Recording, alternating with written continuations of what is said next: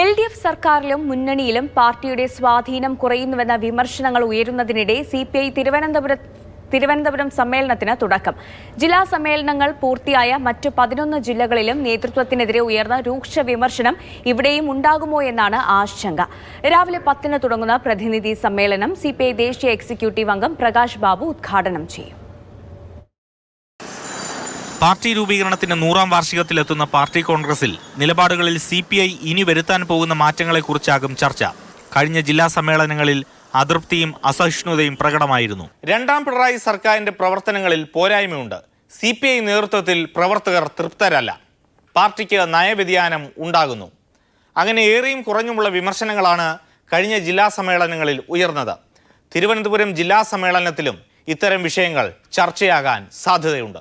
തിരുവനന്തപുരം ജില്ലാ സെക്രട്ടറി മാങ്കോട് രാധാകൃഷ്ണന്റെ പ്രവർത്തനത്തിൽ ഒരു വിഭാഗത്തിന് അതൃപ്തിയുണ്ട്.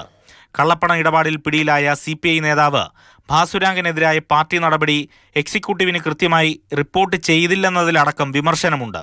കേസുമായി ബന്ധപ്പെട്ട എല്ലാ കാര്യങ്ങളും വിശദമാക്കിയില്ലെന്നാണ് വിമർശനം. CPI ജില്ലാ സമ്മേളനത്തിന് മുന്നോടിയായി പാർട്ടിയിലെ നേതാക്കളുടെ ജാതി പറഞ്ഞുള്ള കത്ത് സമൂഹമാധ്യമങ്ങളിൽ പ്രചരിക്കുന്നുണ്ട്. 65 അംഗ ജില്ലാ കൗൺസിലിൽ 35 പേരും നായർ സമുദായത്തിൽ നിന്നാണെന്നും ഈഴവ സമുദായത്തിൽ നിന്നുള്ളത് 10-ൽ താഴെ പേർ മാത്രമാണെന്നുമാണ് കത്തിലെ പരാമർശം. ഇത്തരം വിഷയങ്ങൾ ഇന്ന് തുടങ്ങുന്ന പ്രതിനിധി സമ്മേളനത്തിൽ ഉയരുമോ എന്നതാണ് രാഷ്ട്രീയ ആകാംക്ഷ.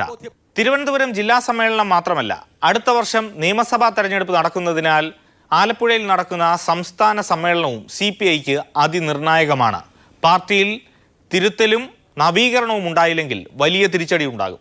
പാർട്ടിയിൽ സർവശക്തനായിരുന്ന കാനം രാജേന്ദ്രന്റെ വിയോഗത്തിന് പിന്നാലെ എത്തിയ ബിനോയ് വിശ്വത്തിന് പല ജില്ലകളിലും അത്ര പിന്തുണയില്ല. സംസ്ഥാന സെക്രട്ടറിയായി ബിനോയ് വിശ്വത്തിനെതിരായ നീക്കങ്ങൾ ഉണ്ടായാലും അത്ഭുതപ്പെടാനില്ല. ഇതുവരെ കഴിഞ്ഞ ജില്ലാ സമ്മേളനങ്ങളിൽ ഉയർന്ന ചർച്ചകൾ ആലപ്പുഴയിലെ സംസ്ഥാന സമ്മേളനത്തിലും ആഞ്ഞടിച്ചാൽ ആ അലയൊലി വലിയ മാറ്റങ്ങൾ പാർട്ടിയിൽ കൊണ്ടുവരും. AK Stephen, Mathrubhumi news, Thiruvananthapuram.